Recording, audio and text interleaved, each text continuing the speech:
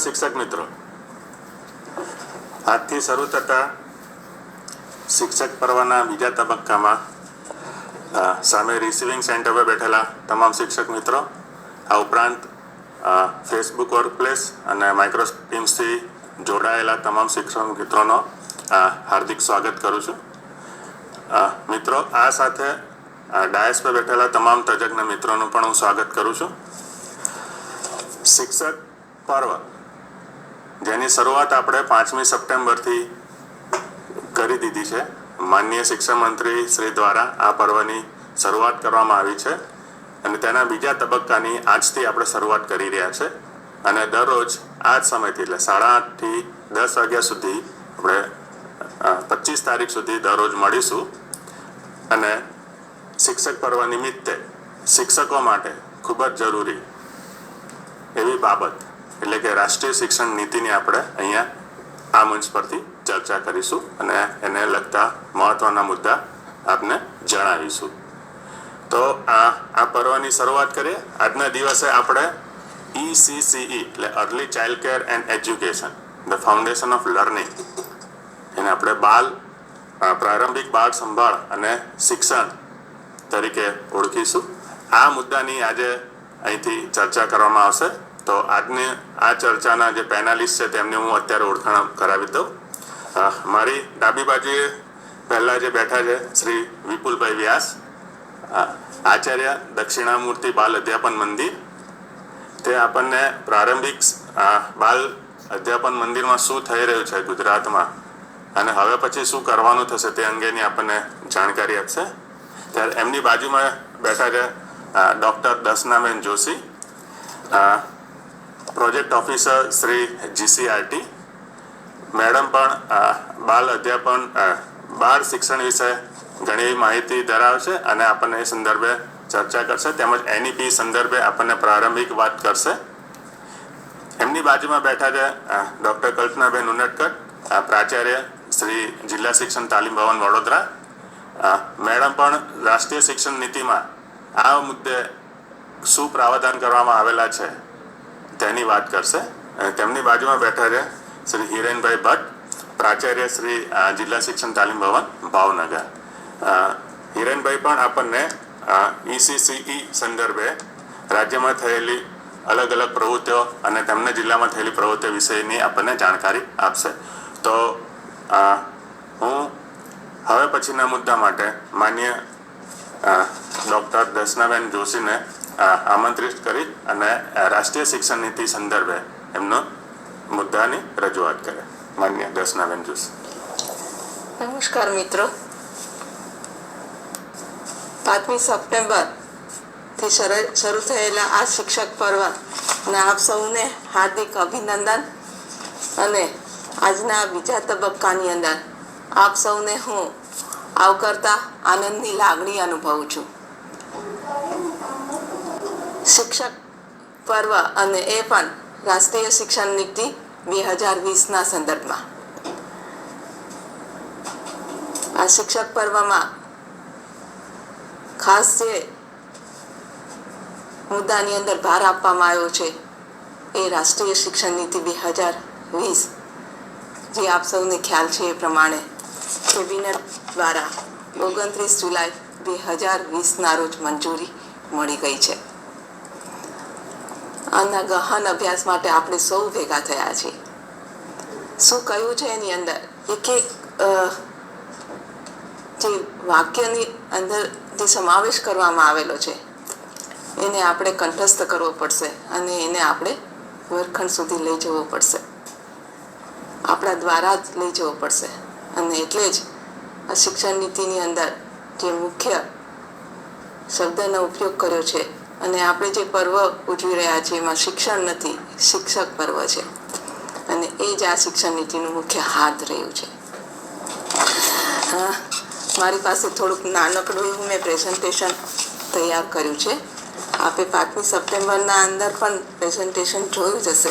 એમાંના કેટલાક મુદ્દાઓ કદાચ આમાં પણ પુનરાવર્તન થશે, પણ પુનરાવર્તનથી જ આપણે આપણી આ નીતિને આપણે હૃદયસ્થ કરી શકશું, કંઠસ્થ કરી શકશું અને આપણા શિક્ષણની અંદર, આપણા વર્ગખંડ શિક્ષણની અંદર સુધી લઈ જઈ શકીશું.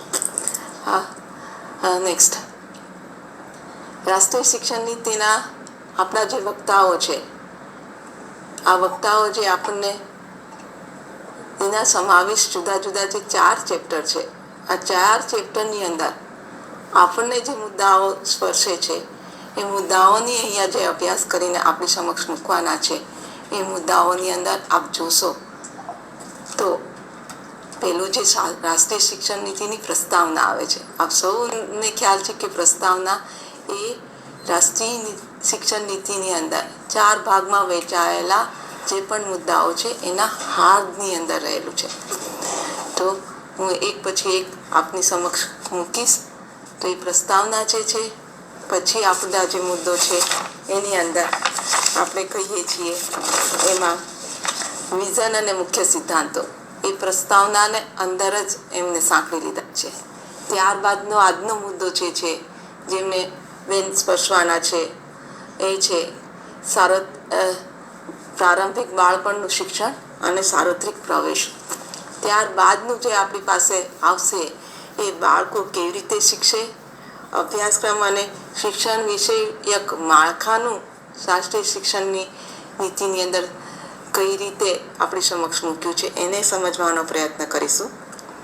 પછીનો મુદ્દો છે અભ્યાસક્રમ અને અધ્યયન નિષ્પત્તિઓ અને શિક્ષણની મેળવવાની ક્ષમતાઓ બાળકોની, એનો મુદ્દો છે, એને આપણે સમજવાના પ્રયત્ન કરશું. ત્યારબાદ છે શાળા સંકુલ અને શાળાના એક્રિડેશન. એની પછીનો મુદ્દો છે શિક્ષકો માટેનું આખું અલગ ચેપ્ટર છે, એમનું શિક્ષણ અને વિકાસની બાબતને બહુ સરસ રીતે વિગતે છણાવટ કરીને આપણી સમક્ષ મૂક્યું છે. એની પછીની વાત છે એની અંદર બીજી કઈ નવી વિશેષતાઓ મૂકી છે એના સંદર્ભમાં આપણે ચર્ચા કરવાના છે. અને ત્યારબાદ મુખ્ય ધ્યાન કેન્દ્રિત જે ક્ષેત્રો જે છે એમાં ઇક્વિટી એટલે કે સમતા અને જેન્ડર અને દિવ્યાંગ વિદ્યાર્થીઓના સંદર્ભમાં અહીં રજૂઆત કરવામાં આવી છે કે આપણે હવે આગળ શું કરીશું. અને ત્યારબાદ જે લક્ષ્યો અને અમલીકરણની યોજના છે એમને આપણે અહીંયા ચર્ચા કરવાના છીએ. નેક્સ્ટ, આપ સૌ જાણો છો કે રાષ્ટ્રીય શિક્ષણ નીતિમાં એક સમિતિની રચના કરવામાં આવેલી હતી. આપને પણ ખ્યાલ છે, આપની પાસે પણ આ રાષ્ટ્રીય શિક્ષણ નીતિની રચના કરવામાં આવતી હતી ત્યારે આપના પણ રચનાત્મક આની અંદર જે પણ સૂચનો હોય એ આપના દ્વારા રાષ્ટ્રીય કક્ષાએ પહોંચે અને એનો પણ સમાવેશ થાય એવું આ રાષ્ટ્રીય શિક્ષણનું નિહિત હતું. આપે પણ કોઈ સૂચન મૂક્યા હશે તો આપ જ્યારે આ અભ્યાસ કરશો ત્યારે આપને પણ એવું લાગશે કે મારું સૂચન આની અંદર સમાવેશ થઈ રહ્યો છે, એટલે આ મારી નીતિ છે, આ મારી રાષ્ટ્રીય શિક્ષણ નીતિ છે, એવો આપ અનુભવ કરશો. આ રાષ્ટ્રીય શિક્ષણ સમિતિના અધ્યક્ષ છે એ ડૉક્ટર કે કસ્તુરીરંગન હતા. ફરી વખત એને અમલીકરણની તારીખ હું આપની સમક્ષ મૂકીશ. તો આપની પાસે છે 29 જુલાઈ 2020. આપણે કહી રહ્યા છીએ કે 34 વર્ષ બાદ આ શિક્ષણ નીતિની અંદર બદલાવ લાવવાનો પ્રયત્ન છે. ત્યારબાદ જે છે એ આપણે સસ્ટેનેબલ ડેવલપમેન્ટ ગોલની વાત કરી રહ્યા છે. એની અંદરના ગોલ નંબર 4ની વાત છે. એ મુખ્યત્વે ધ્યાનમાં લઈ આ રાષ્ટ્રીય શિક્ષણ નીતિમાં એનો સમાવેશ કરેલો છે. તો એમાં શું છે મુખ્ય, તો આપ પ્રેઝન્ટેશનના માધ્યમથી પણ જોઈ શકશો. ગુણવત્તાયુક્ત શિક્ષણ સુનિશ્ચિત કરવું. અને બીજો મુદ્દો છે સર્વે માટે આજીવન શિક્ષણ અધ્યયનની તકોને પ્રોત્સાહન આપવું. કઈ રીતે, તો કે ઇન્ક્લુઝિવ અને ઇક્વિટેબલ રીતે. આ બે મહત્વના મુદ્દા છે. ઇન્ક્લુઝિવને આપણે કહીએ છીએ સમાવેશી અને ઇક્વિટેબલને આપણે કહીશું સમતાલક્ષી. આ બંનેને ધ્યાનમાં રાખીને ગુણવત્તાયુક્ત શિક્ષણ આપણે પ્રોવાઈડ કરવાનું છે અને આ જ બંને જૂથોને ધ્યાનમાં રાખીને એ સતત શિક્ષણ કઈ રીતે મેળવી શકે, આજીવન શિક્ષણ સાથે કઈ રીતે જોડાઈ શકે છે, એને ધ્યાનમાં રાખીને આ રાષ્ટ્રીય શિક્ષણ નીતિનો આધાર લઈને આ રાષ્ટ્રીય શિક્ષણ નીતિની રચના કરવામાં આવી છે. ત્યારબાદ નેક્સ્ટ સ્લાઇડની અંદર કેટલાક મહત્વના મુદ્દાઓ છે એને હાઇલાઇટ કરવા માટે પ્રયત્ન કરવામાં આવ્યા છે. નેક્સ્ટ, જેની અંદર ઉચ્ચ ગુણવત્તાયુક્ત સાર્વત્રિક શિક્ષણની વાત કરી છે. આપણે ગુણવત્તાયુક્ત સાર્વત્રિક શિક્ષણની વાત કરી રહ્યા છીએ, પણ આ રાષ્ટ્રીય શિક્ષણ નીતિમાં ઉચ્ચ ગુણવત્તાયુક્ત સાર્વત્રિક શિક્ષણની વાત કરી છે. એટલે આપ સૌ સમજી રહ્યા છો અને આપણે સૌ સાથે મળીને પ્રયત્ન કરી રહ્યા છીએ હાઈ ઓર્ડર થિંકિંગના સંકલ્પનાઓ.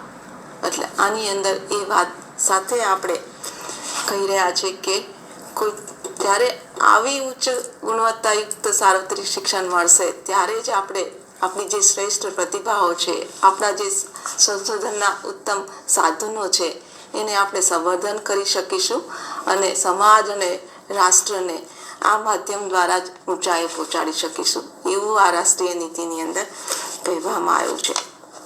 ત્યારબાદ એની ડેડલાઇન નક્કી કરી દીધી છે કે આ પ્રકારનું જે શિક્ષણ આપણે મેળવવાનું છે એને ક્યાં સુધી આપણે મેળવવા માટે પ્રયત્ન કરીશું. તો એને કહ્યું છે કે 2030.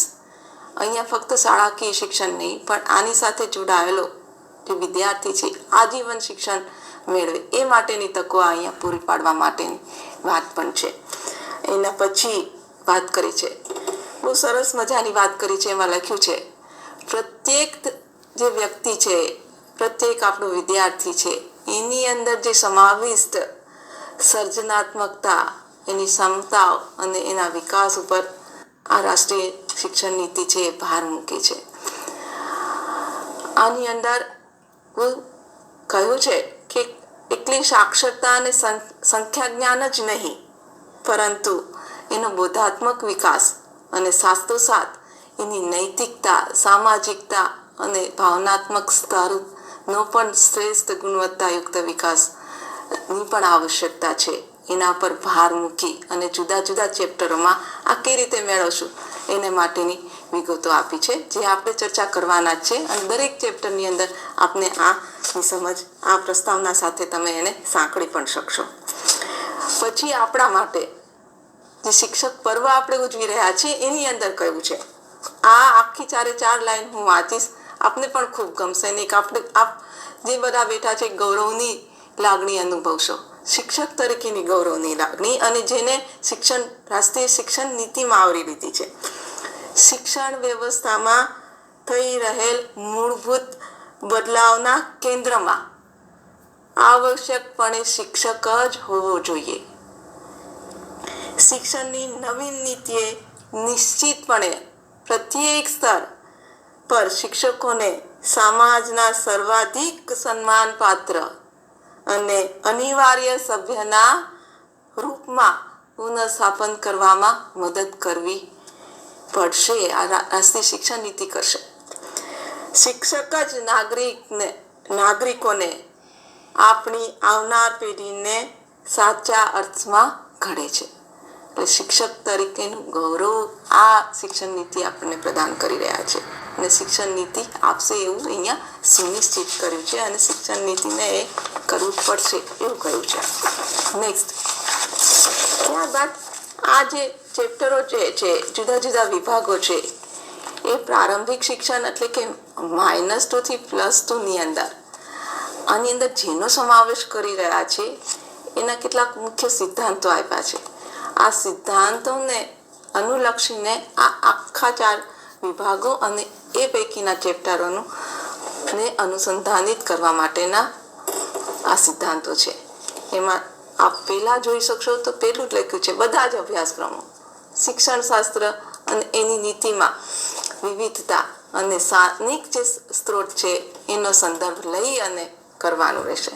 બધા અભ્યાસક્રમો એટલે ફરી આપને કહ્યું, પ્રારંભિક શિક્ષણથી હાયર એજ્યુકેશન સુધીના તમામ શિક્ષણ શાસ્ત્રને આપણે પેડાગોજીના સંદર્ભમાં લઈએ તો એ શિક્ષણ શાસ્ત્ર એ પણ -2 થી +2 પ્રારંભિક શિક્ષણથી હાયર એજ્યુકેશનના સંદર્ભમાં અને એની જ નીતિઓ છે એના સંદર્ભમાં ક્રોસ કરિક્યુલમ છે, ક્રોસ અભ્યાસક્રમ છે, એને કઈ રીતે સાંકળી અને એ પણ સ્થાનિક એટલે કે લોકલ લેવલના સંદર્ભ સાથે કઈ રીતે મૂકવાનું છે એને આપણે અહીંયા મૂકી રહ્યા છે. ફરી વખત ક્ષમતા અને સમાવેશ ઉપર ભાર મૂકવામાં આવ્યો છે. પછી બહુ સરસ મજાનું એની સિદ્ધાંતોમાં કહ્યું છે મજબૂત અને જીવંત. કેવી રીતે બનાવવાનું છે? મજબૂત અને જીવંત જાહેર શિક્ષણ વ્યવસ્થા માટે. એટલે જીવંત જાહેર શિક્ષણ વ્યવસ્થાને અહીંયા કહ્યું છે. અને એના માટે સ્વૈચ્છિક રીતે જે પણ સંસ્થાઓ છે એ બધાને અહીંયા જોડવાની વાત કરી છે. અને એ જોડીને આપણે ઉચ્ચ ગુણવત્તાયુક્ત શિક્ષણ પ્રાપ્ત કરવાની વાત છે. અને એના સિદ્ધાંતોને અહીંયા લીધા છે. ટેકનોલોજીમાં ઉપયોગ. ટેકનોલોજીનો ઉપયોગની અંદર કહ્યું છે કે તમામ જગ્યાએ એ અધ્યાપન પ્રક્રિયામાં, શૈક્ષણિક આયોજનમાં, એના સંચાલનમાં, દિવ્યાંગ વિદ્યાર્થીઓના શિક્ષણમાં અને બીજા જે આપણે વિવિધતા ભરેલો આપણો દેશ છે, વિવિધતા ભરેલી આપણી ભાષાઓ છે, એ ભાષાઓને અંદર જો કોઈ અવરોધ આવે તો એને ટેકનોલોજીના માધ્યમથી કઈ રીતે દૂર કરી શકાય એ સિદ્ધાંતોને આની અંદર આવરી લીધું છે. પછી આપણા માટે કહ્યું છે દરેક વિદ્યાર્થીઓ અનન્ય અદ્વિતીય શક્તિઓ ધરાવે છે, ક્ષમતાઓ ધરાવે છે. એને શું કરવાનું છે? સ્વીકૃતિ મેળવવાની છે, એને ઓળખવાના છે અને એને સંદર્ભમાં એને વિકાસ કરવાનો છે. એ બધા જ મુદ્દાઓને આ સિદ્ધાંત તરીકે સ્વીકારી લીધા છે. અને આ સિદ્ધાંત તરીકે સ્વીકારી અને દરેક પ્રકરણની અંદર એનો સમાવેશ કરેલો છે. ફરી આપણે જે પ્રયત્ન કરી રહ્યા છે એની અંદર આ હાઇલાઇટ થઈ રહ્યું છે. એમાં લખ્યું છે વિવેચનાત્મક એટલે કે ક્રિટિકલ થિંકિંગ અને સર્જનાત્મકતા એટલે કે ક્રિએટિવ થિંકિંગ અને ઇનોવેશન. આ ત્રણના ઉપર ભાર મૂક્યો છે. અને આ ત્રણ ઉપર દરેક જગ્યાએ શિક્ષક હશે તો એ આ ત્રણમાં કઈ રીતે આપણને ફાળો આપી શકશે. અભ્યાસક્રમ છે તો અભ્યાસક્રમની કઈ જગ્યાએ આને આ ત્રણને આવરી લીધું છે એનો સમાવેશ કર્યો છે. અને પછી આટલું છે સતત સમીક્ષા. આપણને કહ્યું છે 360 અવર્સની આપણે એની સમીક્ષા કરવાની છે. એટલે આપણા મનમાં આપણા વિદ્યાર્થી જ હોય એ રીતનું અહીંયા જીવન અનુસંધાન બાંધવામાં આવ્યું છે. અને પછી એક ખૂબ મોટી વાત કરી છે શિક્ષણ એક જાહેર સેવા છે. જાહેર સેવાના સોશિયલ સર્વિસીસના સંદર્ભમાં નીતિમાં એને હાઇલાઇટ કરી છે. એ ખરેખર ખૂબ મોટી વાત છે અને એ લખ્યું છે. અને પછીનું વાક્ય છે એ જો અધિકારના સંદર્ભમાં દર્શાવી રહ્યું છે ગુણવત્તાયુક્ત શિક્ષણ મેળવવું એ દરેક બાળકનો મૂળભૂત અધિકાર છે. એટલે આ અધિકારના સંદર્ભ મેં પણ સરશે છે અને સિદ્ધાંતમાં લીધું છે. ત્યારબાદનું જે નેક્સ્ટ સ્લાઇડ છે એ આ શિક્ષણ નીતિના અમલના બાદ આપણે શું મેળવશું? બાળક કે આપણું જે શિક્ષિત જે વિદ્યાર્થી છે એ કેવો આપણને મળશે એને અહીંયા રજૂઆત કરી છે. તો એમાં પણ એને સરસ મજાનું એને મેં લખેલું છે, ઇંગ્લિશમાં છે. એને ટ્રાન્સલેશન કરીને આપણી સમક્ષ મૂકવા માટે પ્રયત્ન કર્યો છે. પણ એના એક એક શબ્દને આપણા સંદર્ભમાં આપણે ટ્રાન્સલેશન કરી અને સમજીએ એ પણ એટલું જ જરૂરી છે. એટલે આપણી સમક્ષ મૂકી રહ્યું છે.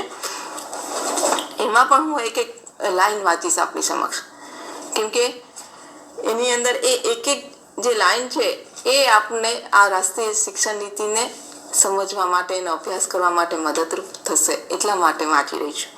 એમાં લખ્યું છે રાષ્ટ્રીય શિક્ષણ નીતિ એક એવી વ્યવસ્થા ઊભી કરવા માંગે છે જેના પાયામાં ભારતીય સંસ્કૃતિના મૂલ્યો હોય, જે બધા જ ભારતીયોને, જો ખૂબ સરસ રીતે લખેલું છે, તમામ ઉચ્ચ ગુણવત્તાયુક્ત શિક્ષણ પૂરું પાડીને ભારતને એક જીવંત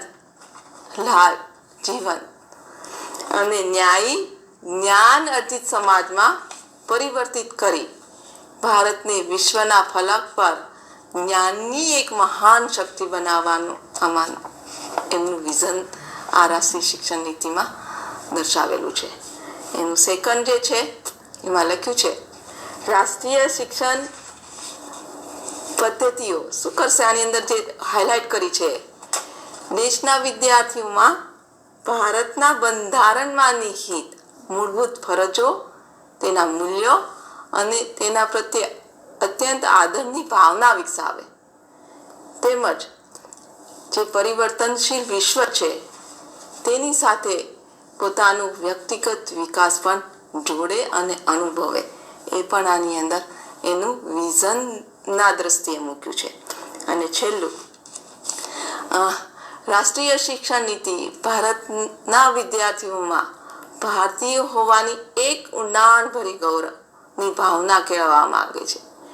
રાષ્ટ્રીય શિક્ષણ નીતિ શિક્ષક તરીકે ગૌરવની ભાવનાને પુનઃ સ્થાપિત કરવા અને આપણને માગે છે. અને એ જ રીતે રાષ્ટ્રીય શિક્ષણ નીતિ એ ભારતીય હોવાની એક ઊંડાણભરી ગૌરવની ભાવના કેળવવા માંગે છે, એ વિદ્યાર્થી સુધી પહોંચે એ કરવા માંગી રહે છે. તે જ રીતે અને આગળ કહ્યું છે, માત્ર વિચારોમાં નહીં, જે આપણી સંસ્કૃતિ કહી રહી છીએ, કયા પૂરતું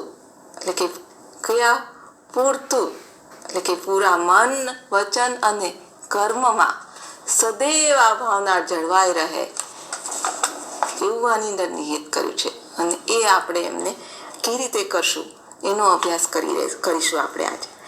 તેમાં આગળ કર્યું છે એવા કૌશલ્ય અને જ્ઞાન અને મૂલ્યો અને મનોવલણોનો આપણે આપણા શિક્ષણના અધ્યયન પ્રક્રિયા દરમિયાન વિકાસ કરવાનો છે, જેથી આ માનવ જે છે એ શું કરશે, પોતાના અધિકારો અને પ્રકૃતિ જે છે આપણી પાસે એને પણ કોઈ હાનિ નહીં પહોંચાડે અને વિકાસ જેવા સંવેદનશીલ જે આપણી પાસેના મુદ્દાઓ છે એની સાથે કમિટેડ થઈ સાચા અર્થમાં એ વિશ્વ માનવ બનીને આપણી સમક્ષ આવશે.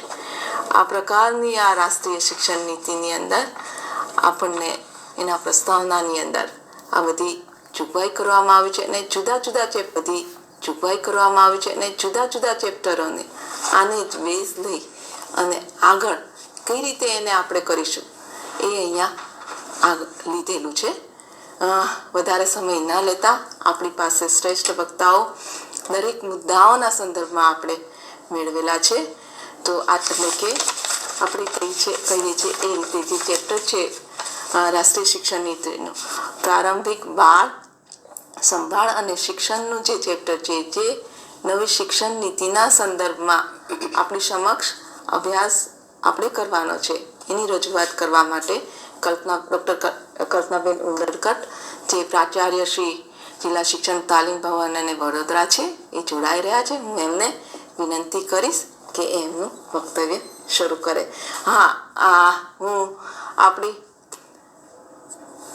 હું એમને વિનંતી કરીશ કે એમનું વક્તવ્ય શરૂ કરે.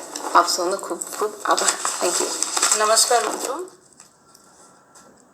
શિક્ષક પર્વનો 5મી સપ્ટેમ્બરથી શરૂ થયેલ બીજા તબક્કાના પ્રથમ દિવસે રાષ્ટ્રીય શિક્ષણ નીતિ વિશે ખૂબ સુંદર છણાવટ ડૉક્ટર દર્શનાબેને કરી. મિત્રો, આપણે સૌ જાણીએ છીએ કે આઝાદ ભારતની આ તૃતીય રાષ્ટ્રીય શિક્ષણ નીતિ છે અને એ સમયની માંગ છે. 1968માં જે પ્રથમ રાષ્ટ્રીય શિક્ષણ નીતિ આવી હતી તે સમયે સાર્વત્રિકરણ પર વધુ ભાર મુકાયો હતો, કારણ કે સ્થળાંતરના પ્રશ્નો વધારે હતા. મિત્રો, એ જે 1968ની રાષ્ટ્રીય શિક્ષણ નીતિમાં એક ખૂબ પ્રસિદ્ધ વાક્ય લગભગ આપણને સૌને ખબર છે, કોઠારી કમિશનનું વાક્ય કે ભારતનું ભાવિ તેના વર્ગખંડોમાં ઘડાઈ રહ્યું છે. તો ત્યાર પછી જે 1980ની રાષ્ટ્રીય શિક્ષણ નીતિ, જે આઝાદ ભારતની દ્વિતીય રાષ્ટ્રીય શિક્ષણ નીતિ કહી શકીએ, એમાં ભૌતિકીકરણ પર વધુ ભાર મૂકવામાં આવ્યો. ઓપરેશન બ્લેકબોર્ડ જેવી જે શાળા કક્ષાએ પાયાની જરૂરિયાતની જે ભૌતિક સુવિધાઓ હતી એના પર વિશેષ ભાર મુકાયો.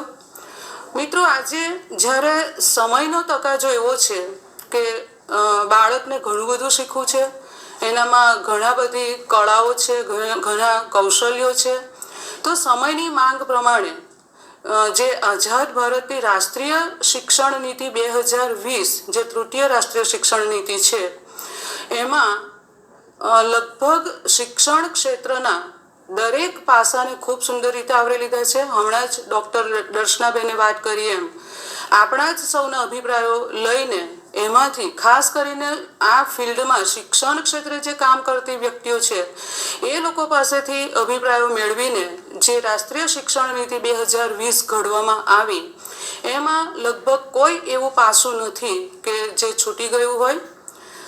રાષ્ટ્રીય શિક્ષણ નીતિ 2020નું જે મુખ્ય ગોલ છે એ સસ્ટેનેબલ ડેવલપમેન્ટનો છે અને એટલે જ રાષ્ટ્રીય શિક્ષણ નીતિ 2020માં આ ગોલની પ્રાપ્તિ કરવા માટે હમણાં જ વાત કરી એમ કે દરેક બાળકોને પોતાની પસંદગીના વિષયો પસંદ કરીને સમકક્ષ અને ગતિશીલ સમાજ બનાવવા માટેની ગતિશીલ જ્ઞાનયુક્ત સમાજ બનાવવા માટેની રચના કેવી રીતે કરવી એના પર ભાર મુકાયો છે.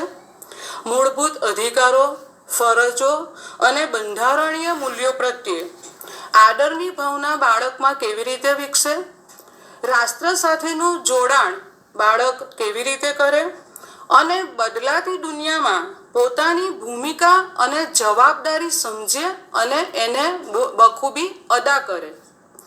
મિત્રો, માનવ અધિકાર, ટકાઉ વિકાસ, જીવન નિર્વાહ અને વૈશ્વિક સુખાકારી માટે પ્રત્યેક બાળક પ્રતિબદ્ધતા વિકસાવે અને વિશ્વનો એક આદર્શ નાગરિક, વૈશ્વિક નાગરિકને પોતાની જાતમાં પ્રતિબિંબિત કરે એ આ રાષ્ટ્રીય શિક્ષણ નીતિનો મુખ્ય ગોલ છે. અને મેં હમણાં જ કહ્યું એમ કે આ ગોલ મેળવવો હશે તો જેમ 1968માં કોઠારી કમિશને કહ્યું હતું કે ભારતનું ભાવિ તેના વર્ગખંડમાં ઘડાઈ રહ્યું છે, તો એના માટે આપણે બાળકો પર જ જે રાષ્ટ્રનું ભાવિ છે એના ઉપર જ ભાર મૂકવો પડશે. મિત્રો, દરેક જુદા જુદા વિષયો પર અહીંથી ચર્ચા કરવામાં આવશે. એમાં આજે જે મારો વિષય છે એ ECCE early childhood care and education કે જે શીખવાનો પાયો છે. કોઈ પણ વસ્તુ શીખવી હોય તો પાયામાં એનું બાળપણ રહેલું હોય છે. તો એ કેવી રીતે આપણે આ મુદ્દાને સમજવાનો પ્રયત્ન કરીએ છીએ. તો આગળ આપણે જોઈએ તો મિત્રો, જે અહીંયા ચાર્ટ બતાવ્યો છે એમાં અત્યારની જે પરિસ્થિતિ છે, અત્યારની જે તરાહ છે શિક્ષણની એ અને રાષ્ટ્રીય શિક્ષણ નીતિ 2020માં શું ફેરફાર આવશે. મિત્રો, આજે જ્યારે પણ આપણે કોઈને પણ રાષ્ટ્રીય શિક્ષણ નીતિ 2020 વિશેની વાત કરીએ ને તો એમને કોઈને પણ લગભગ એ બાબતનો ખ્યાલ છે કે એની તરાહમાં ફેરફાર થયો છે. આપણે કોઈને પણ પૂછીએ કે શું ફેરફાર છે તો તરત જ કહેશે કે 10+2+3 ને બદલે હવે 5+3+3+4 આવ્યું છે. તો આ 5+3+3+4 શું છે એને થોડું વિગતે સમજીએ. મિત્રો, અત્યારની જે પરિસ્થિતિ છે, હાલની જે આપણી શિક્ષણ તરાહ છે એમાં બાળક ધોરણ 1માં પ્રવેશ પામે છે અને 1 થી 5નું એ પ્રાથમિક શિક્ષણ પ્રાપ્ત કરે છે, 6 થી 8નું ઉચ્ચ પ્રાથમિક શિક્ષણ પ્રાપ્ત કરે છે. બંનેને ભેગા કરે તો એને એલિમેન્ટરી એજ્યુકેશન 1 થી 8 ધોરણ માટે કહીએ છીએ. ત્યાર પછી 9-10 એ સેકન્ડરીમાં ગણાય છે અને 11-12 એ હાયર સેકન્ડરીમાં ગણાય છે. આમ બાળક પહેલા ધોરણમાં પ્રવેશ પામીને 12મા ધોરણ સુધી એટલે કે 12 ધોરણ સુધીનું એ શાલેય શિક્ષણ પ્રાપ્ત કરે છે. તો એની સામે જે મુખ્ય પરિવર્તન આવ્યું છે એ 5+3+3+4 એમાં શું છે તો એમાં જે પાયાના 5 વર્ષ છે જેને આપણે ફાઉન્ડેશનલ સ્ટેજ કહીએ છીએ, સ્થાપનાત્મક તબક્કો. કોઈ પણ ઇમારત હોય મિત્રો, જ્યારે એને જેટલી ઊંચી વધારે મલ્ટી સ્ટોરીઝ બનાવવી હોય તો સ્વાભાવિક છે કે એનો પાયો એટલો જ ઊંડો લઈ જવો પડે. કોઈ પણ વૃક્ષ ઘટાદાર વૃક્ષ હોય તો એના પણ મૂળ ખૂબ ઊંડા હોય છે. એમ આપણે જો શિક્ષણરૂપી ઇમારત ચણવી હોય તો સ્વાભાવિક છે કે એના પાયામાં રહેલા જે અતિ બાલ્યાવસ્થાના બાળકો છે એના પર વિશેષ ભાર મૂકવો પડે. તો એમાં જે ગ્રીન વાળો પોર્શન છે એ પોર્શનમાં બતાવે છે કે 3 થી 8 વર્ષ સુધીનું જે ફાઉન્ડેશનલ તબક્કો છે, ફાઉન્ડેશનલ સ્ટેજ છે, એમાં 3 વર્ષથી 6 વર્ષનું જે છે, 3 થી 8 વર્ષમાં પણ 3 થી 6 વર્ષનો જે તબક્કો છે એ ખૂબ જ મહત્વનો છે. એ આંગણવાડી એમાં આવશે અને ત્યાર પછી એમાં ધોરણ 1 અને 2 એટલે એની વય 7 અને 8ની થશે ત્યાં સુધીમાં એ 3 વર્ષ આંગણવાડીના અને ધોરણ 1 અને 2 આમ 5 વર્ષ એ ફાઉન્ડેશનલ સ્ટેજમાં પૂરા કરશે.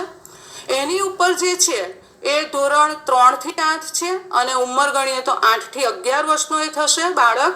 તો 3 થી 8 ધોરણનો જે એનો તબક્કો છે એને પ્રિપેરેટરી સ્ટેજ કહીએ છીએ, પ્રારંભિક તબક્કો કહીએ છીએ. ત્યાર પછી ધોરણ 6 થી 8માં જે તબક્કો આવે છે એને મધ્ય તબક્કો કહીએ છીએ, મિડલ સ્ટેજ કહીએ છીએ. એમાં 11 થી 14 વર્ષના વય જૂથવાળા બાળકો છે. અને ત્યાર પછી જે લાસ્ટમાં +4 વાળો જે ભાગ છે એમાં ધોરણ 9 થી 12, 9, 10 અને 11, 12 એટલે કે 14 થી 18 વર્ષના વય જૂથના બાળકોનો એમાં સમાવેશ થશે. તો મિત્રો આમાં તમે જે મુખ્ય તફાવત જોયો, પેલામાં 1 થી 12 ધોરણ એટલે કે 12 વર્ષનું શાલેય શિક્ષણ હતું, જ્યારે આમાં એની 3 વર્ષની ઉંમરથી 18 વર્ષની ઉંમર સુધી એટલે કે 15 વર્ષનું શાલેય શિક્ષણ પ્રાપ્ત કરશે. તો આ ખાસ જે મુખ્ય તફાવત છે તે આ બાબતનો છે. નેક્સ્ટ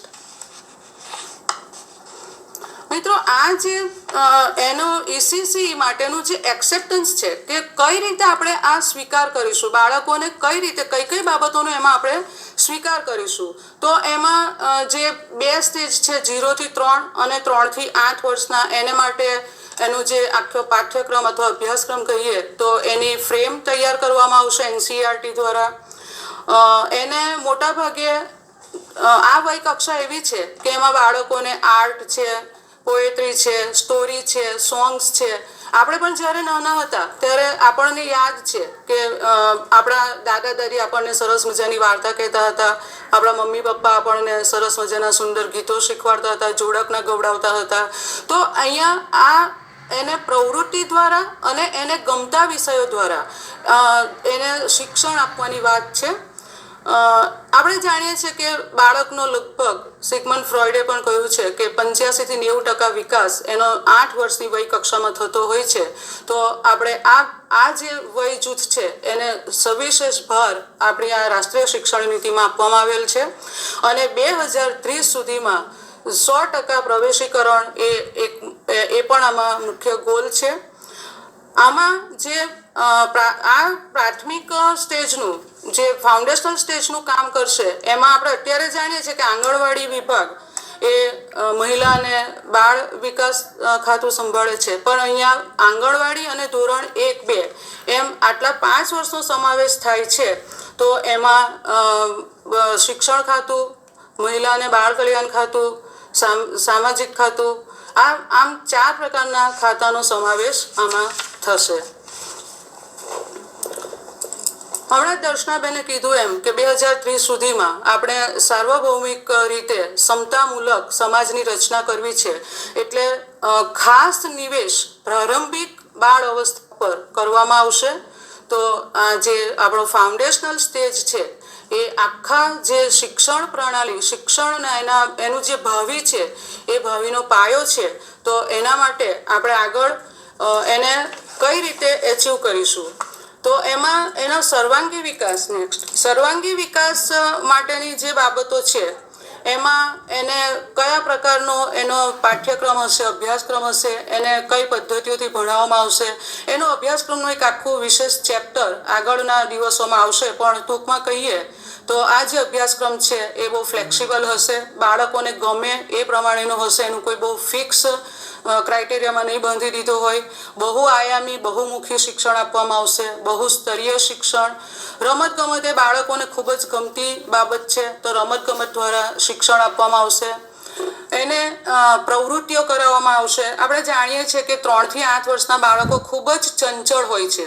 જો ઘણીવાર તોફાની બાળકોને આપણે શાંત બેસાડવા હોય ને તો એને કોઈ એક્ટિવિટી આપી દઈએ ને તો એ એક્ટિવિટીમાં એવો પરોવાઈ જાય છે કે એનું તોફાન પણ એ ભૂલી જતો હોય છે. તો આવા બાળકોને એવી એક્ટિવિટીઝ આપવી જોઈએ જેમ કે કાગળના ડૂચા વાળવા, કોઈક લખોટીઓ હોય એક નાની ડબ્બી આપીને એ લખોટીઓને એમાં મૂકવા માટે કહેવું, ગણતરીઓ એને કરાવવી. આવી જે બાબતો છે એની પાસે સરસ મજાના ગીતો ગવડાવવા, જોડકના ગવડાવવા, એને ચિત્રકલા પણ કરાવી શકાય. પપેટ એ એમનો ખૂબ ગમતો વિષય છે. તો આ જે બધી બાબતો છે એ બાબતો દ્વારા આપણે આ જે પ્રારંભિક બાળ સંભાળ અને શિક્ષણની બાબતો જે છે એ એચીવ કરી શકીએ. મિત્રો, રચનાત્મક વર્ષોમાં આપણે કીધું એમ કે ફાઉન્ડેશનલ એનો પાયાનો આ તબક્કો છે, એટલે એનો આ જે વય કક્ષા છે ખૂબ રચનાત્મક હોય છે. એના મનમાં હંમેશા કંઈક ને કંઈક ક્રિએટિવ વિચારો આવતા હોય છે. તો એના માટે આપણે શું કરી શકીએ? ખાસ કરીને આના જે શરૂ વર્ષો છે એ આંગણવાડીના 3 વર્ષો છે. તો એમાં બાળકો ખૂબ જિજ્ઞાસુ હોય છે. આપણને ખબર છે કે આપણા ઘરમાં પણ જો 3-1 વર્ષનું કે એટલી વર્ષનું બાળક હોય તો એ એવા પ્રશ્નો પૂછતું હોય છે કે ક્યારેક તો આપણી પાસે પણ એના જવાબ હોતા નથી. તો એની જિજ્ઞાસાને મારવાની નથી, પણ એની જિજ્ઞાસાને વિકસાવવાની છે. એનામાં ચિંતન હોય છે, પણ એનું ચિંતન એની રીતે એ લોજિકલ હોય છે. પણ આમ છતાં એ જે ચિંતન કરે એ પ્રમાણે ચિંતન કરાવીને એનો સમસ્યાનો ઉકેલ એની પાસે મેળવવાનો પ્રયત્ન કરવો. ખાસ કરીને કુદરત સાથે એનો સંબંધ બંધાય, કુદરત સાથે એનું અનુકૂલન થાય, કુદરતને બાળક ઓળખતું થાય તો એ હંમેશા કુદરત પ્રત્યે, પ્રકૃતિ પ્રત્યે, પર્યાવરણ પ્રત્યે એ પ્રેમ કરશે. તો આ બાબત પણ એના આ જે અવસ્થા છે એમાં ધ્યાને રાખવામાં આવશે. સંગીત, નૃત્ય અને વિવિધ કળાઓ એના ખૂબ ગમતા વિષયો હોય છે. તો એને અભ્યાસ પ્રત્યે રુચિ કેળવવા માટે વિજુભાઈ બધેકાએ પણ કીધું છે કે 5 વર્ષ સુધીના બાળકને ક્યારેય લખાવવાની પ્રયત્ન નહીં કરો. એને ઓળખ આપો, એને ગૌડાવો, એને ગણાવો, ગણતરી કરાવો, પણ એનું લેખન કાર્ય જે છે એ 5 વર્ષની ઉંમર પછી જો કરાવવામાં આવે તો એ વધારે યોગ્ય છે. કારણ કે 5 વર્ષની ઉંમર પછી એના આંગળાઓનો વિકાસ થયો હોય છે. એ સારી રીતે મરોડદાર જે અક્ષરો, એના આકારો હોય છે એમાં એ લખી શકે છે. તો એને અહીંયા સંગીત, નૃત્ય એવી બધી બાબતો પર જ વિશેષ ભાર મૂકાવવો જોઈએ. રમતગમત, શોધખોળ, આપણે નાના હતા ત્યારે આપણે તો પોતે પણ છપ્પો રમતા હતા. કોઈક વસ્તુ સંતાડીને એને શોધવા મોકલવો, એવી નાની જે રમતો છે કે જે એના રસ રુચિના વિષયો છે, તો એવી રમતો જે શોધખોળ આધારિત હોય એમાં એની રુચિ વધારવી જોઈએ. રંગો એને ગમે છે, રંગીન દુનિયા ખૂબ ગમતી હોય છે બાળકોને. તો રંગોની ઓળખ, આકારોની ઓળખ, લિપિ, મેં કીધું એમ એને લેખન કાર્ય પણ નથી લઈ જવાનો, પણ એને જે આકારો છે એની ઓળખ આપવાની છે. એના મનમાં એક કલ્પના ચિત્ર બની જવું જોઈએ કે આ રીતે જ મરોડદાર, એનો મરોડ આ રીતે જ હોય છે, એવું એક કલ્પના ચિત્ર બનવું જોઈએ. જો એ કલ્પના ચિત્ર બરાબર એના માનસપટ પર અંકિત થઈ જશે તો પછી એને લેખન કાર્યમાં તકલીફ પડતી નથી. જૂથ કાર્ય અને સંકલન જેવા કૌશલ્યો વિકસાવવા. મિત્રો, અત્યારે પણ આપણે ધોરણ 1-2 જોઈએ તો પ્રજ્ઞાનો જે અભિગમ છે તે આ જ બાબતોની પુષ્ટિ કરે છે. એમાં પ્રવૃત્તિ દ્વારા જ જ્ઞાન છે. બાળકો એની જે પાઠ્યપુસ્તક પણ બનાવ્યા છે એમાં સતત પ્રવૃત્તિમય રીતે જ એ શીખતો હોય છે. તો આ બાબતોને આપણે ભાર મૂકીશું. અને સૌથી મહત્વની વસ્તુ, જો એને વૈશ્વિક નાગરિક બનાવવો હોય તો એનામાં નૈતિકતા, શિષ્ટાચાર, વર્તન વગેરે બાબતો પણ વિકસાવવા જોઈએ. આમ સાર્વભૌમિક વિકાસને મહત્વ આપવું એ આ રચનાત્મક વર્ષોમાં અધ્યયનનો મુખ્ય હેતુ છે. ત્યાર પછી પ્રારંભિક બાળ સંભાળ અને એમાં જે આપણે એના અભ્યાસક્રમની વાત કરીએ તો NCPF, national curriculum and pedagogical framework for ECCE, એટલે જે અર્લી ચાઇલ્ડહુડ છે એમાં કઈ પ્રમાણેની ફ્રેમવર્ક હશે કે બાળકોનો જે પાઠ્યક્રમની રચના કઈ પ્રમાણેની થશે. તો સ્વાભાવિકપણે NCERT દ્વારા આની રચના થશે અને એમાં મુખ્ય 2 ફ્રેમવર્ક તૈયાર થશે. એક છે 0 થી 3 વર્ષ અને બીજું છે 3 થી 8 વર્ષ. મિત્રો, બહુ નવાઈ લાગશે કે 0 થી 3 વર્ષનું પણ અભ્યાસક્રમની ફ્રેમવર્ક એમાં તૈયાર થવાની છે. તો હા, સરકારશ્રી માત્ર 3 વર્ષથી 8 વર્ષના બાળકોની અથવા તો એનાથી ઉપરના બાળકોની જવાબદારી નથી, પણ આ રાષ્ટ્રીય શિક્ષણ નીતિમાં જે હજી તો ગર્ભમાં છે, જેમનો જન્મ નથી થયા એવા 0 વર્ષની ઉંમરના બાળકોથી 3 વર્ષના બાળકોને પણ આમાં આવરી લીધા છે. અને મિત્રો, આપણે જાણીએ છીએ કે આંગણવાડીની બહેનો દ્વારા અત્યારે આ બાબતે ખૂબ સુંદર કાર્ય થઈ રહ્યું છે. ધાત્રી માતાઓને સમજ આપવામાં આવે છે, સગર્ભસ્થ મહિલાઓને સમજ આપવામાં આવે છે, એમને પૌષ્ટિક ખોરાક વિશેનું જ્ઞાન આપવામાં આવે છે. તો બાળક તંદુરસ્ત જન્મે કારણ કે તંદુરસ્ત બાળક એ તંદુરસ્ત સમાજની આધારશિલા છે. તો બાળક તંદુરસ્ત જન્મે એ માટે 0 થી 3 વર્ષની ફ્રેમવર્ક પણ અહીંયા તૈયાર કરવાની વાત નવી જે રાષ્ટ્રીય શિક્ષણ નીતિ 2020 છે એમાં કરેલ છે. 0 થી 3 વર્ષના બાળકોની જવાબદારી વિશેષ રૂપે માતા પિતાની રહેશે, દાદા દાદીની રહેશે. આપણને પણ ખબર છે કે આપણે નાના હતા ત્યારે દાદા દાદી પાસે વાર્તા સાંભળવા બેસી જતા હતા, મમ્મી પપ્પા આપણને ગીતો શીખવાડતા હતા.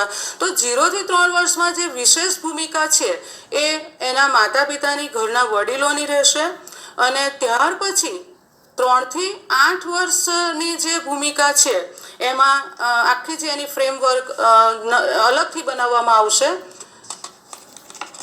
ત્યાર પછી આપણે જોઈએ તો આમાં જે એના જે પાઠ્યક્રમ કે અભ્યાસક્રમની ભૂમિકામાં જે રચના કરવામાં આવશે એમાં વિશ્વ કક્ષાએ થયેલા નવતર પ્રયોગો, નવાચારો, એ બધી બાબતોનો પણ એમાં સમાવેશ કરવામાં આવશે. અને ખાસ કરીને આ 8 વર્ષની વય કક્ષાના બાળકોને ગમતી બાબતો જેમ કે કલા, વાર્તા, કાવ્ય, રમતગમત, ગીત સંગીત એ વગેરે બાબતોનો એમાં સમાવેશ કરવામાં આવશે. આપણને નવાઈ લાગે મિત્રો કે આપણને નવાઈ લાગે મિત્રો કે આ જે બાબતો છે એને આ બધી બાળકોમાં જે એને પોષણ આપવાની વાત છે, શૈક્ષણિક રીતે હોય કે એને ખોરાકની રીતે હોય, તો એ કરશે કોણ? તો એમાં સૌથી મહત્વનો રોલ જે છે, કારણ કે જે 3 થી 6 વર્ષની વય કક્ષાના બાળકો જે છે એ આંગણવાડીમાં જશે, એટલે સૌથી મહત્વનો રોલ છે એ આંગણવાડીનો છે. એમાં આંગણવાડીના જે 3 વર્ષ હોય છે એમાંથી જે છેલ્લું વર્ષ છે એને ધોરણ 1-2 સાથે, જેને બાલવાટિકા કહેવાય છે, કે જે ધોરણ 1 પહેલાંનું વર્ષ છે, તો એ બાલવાટિકાનું વર્ષ એ શાળામાં મર્જ કરી દેવામાં આવશે. તો આ પ્રમાણે આંગણવાડી કે જે પ્રાથમિક શાળાઓની સાથે જોડાયેલી પણ હોઈ શકે, એના કેમ્પસમાં પણ હોઈ શકે, સ્વતંત્ર રીતે પણ પ્રાથમિક શાળાઓ હોય છે તે પણ હોઈ શકે. તો આ બધાની ભૂમિકા મહત્વની રહેશે. જ્યારે આંગણવાડીની ભૂમિકા આટલી બધી સશક્ત રહેવાની હોવાથી આંગણવાડીનું સશક્તિકરણ પણ એટલું જ મહત્વનું છે. આના માટે આંગણવાડીના સશક્તિકરણ માટે છેક છેવાડાના ગામ સુધી આ સારવાર સશક્તિ બને. આંગણવાડી હવા ઉજાસવાળી હોય, બાળકોને ગમે એવી રુચિકર હોય, એના આંગણવાડીના કેન્દ્રો પ્રવૃત્તિઓથી ધમધમતા હોય, એમાં પ્રશિક્ષિત શિક્ષકો મૂકવામાં આવશે એની વાત પણ કરેલી છે. અને એમાં માત્ર શિક્ષકો નહીં પરંતુ માતા પિતાને પણ આમંત્રણ આપવામાં આવશે, કારણ કે 0 થી 3 વર્ષના બાળકો માટેનો ઉછેર કેવી રીતે કરવો એ બાબતો પણ અહીંયા શીખવવામાં આવશે. આપણે જોયું એમ કે આંગણવાડી એ ખૂબ મહત્વનું પાસું હોવાથી એના જે શિક્ષકો છે એને પ્રશિક્ષિત કરવા એ પણ એટલી જ અગત્યની બાબત છે. તો એને પ્રશિક્ષિત કેવી રીતે કરવામાં આવશે એની વાત કરીએ તો 10+2 કે તેથી વધુ ભણેલા હોય એવા જે શિક્ષકો છે એને 6 માસનો સર્ટિફિકેટ કોર્સ કરાવવામાં આવશે. અને એનાથી ઓછી લાયકાત ધરાવતા જે શિક્ષકો હશે એને 1 વર્ષનો ડિપ્લોમા કોર્સ કરાવવામાં આવશે. આ કોર્સ ઓનલાઈન કરાવવામાં આવશે અને એમાં જે એને સમયાંતરે ટ્રેનિંગ આપવામાં આવશે. એનો જે મોડ છે એ ટેકનોલોજીનો ઉપયોગ કરીને આપવામાં આવશે.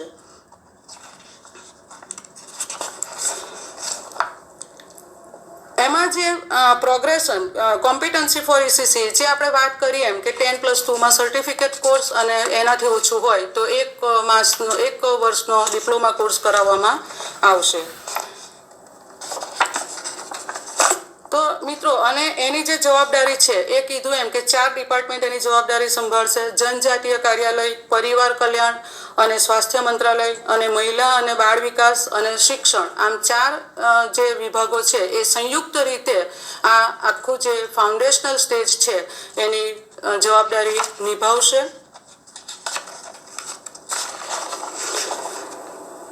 મિત્રો, તો આ પ્રમાણે જે ફાઉન્ડેશનલ સ્ટેજ છે એની આપણે વાત કરી તો એને એકવાર માત્ર થોડાક ખૂબ જ શોર્ટલી એને સમઅપ કરવું હોય તો એ રીતે કહી શકાય કે હવે જે તબક્કો આવશે એ 5+3+3+4માં જે 5 વર્ષના પાયાના તબક્કો છે જેને સંસ્થાનાત્મક અથવા ફાઉન્ડેશનલ સ્ટેજ કહી શકાય, એ તબક્કો સૌથી મહત્વનો છે. ત્યાર પછીના જે બાકીના તબક્કા છે એમાં પણ જુદો જુદો અભ્યાસક્રમ રચવામાં આવશે, એની ચર્ચા હવે પછી કરવામાં આવશે. ખૂબ ખૂબ આભાર.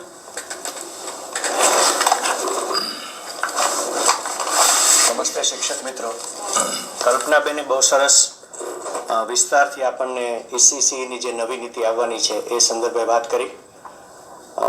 ખાસ કરીને અત્યાર સુધીની જે શિક્ષણ નીતિ આવી એમાં સૌથી વધુ ECC ઉપર ભાર મૂકાણો હોય તો આ શિક્ષણ નીતિમાં છે. એટલે આપણે આ નીતિનો આવકાર કરવો જોઈએ અને એમને સરસ રીતે બાળકોનું શિક્ષણ મજબૂત બને એ રીતે કામ કરવું જોઈએ. કલ્પનાબેને કીધું એમ બાળકના 6 વર્ષ સુધીનો મગજનો વિકાસ છે એ 85% થઈ જતો હોય છે અને પ્રારંભિક બાલ્યાવસ્થા સંભાળ અને શિક્ષણને વધારે મહત્વ આપવાનું છે અને આ કામ છે એ વર્ષોથી દક્ષિણામૂર્તિમાં થઈ રહ્યું છે. તો દક્ષિણામૂર્તિમાં કેવી રીતે આ શિક્ષણ નીતિ સંદર્ભે અને બહુ આ શિક્ષણ નીતિની નજીકથી દક્ષિણામૂર્તિમાં કામ થાય છે. તો ખાસ કરીને હું આપણા જે શિક્ષણના મુદ્દાઓ છે ECCના નવી શિક્ષણ નીતિમાં એના સંદર્ભે દક્ષિણામૂર્તિમાં 100 વર્ષથી કેવા પ્રકારનું કામ થાય છે એ વાત હું આપની પાસે મૂકવાનો છું.